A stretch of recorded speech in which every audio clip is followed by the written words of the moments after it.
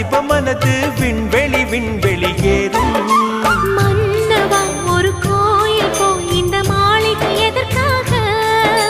தேவியே என் ஜீவனே இந்த ஆலயம் உனக்காக.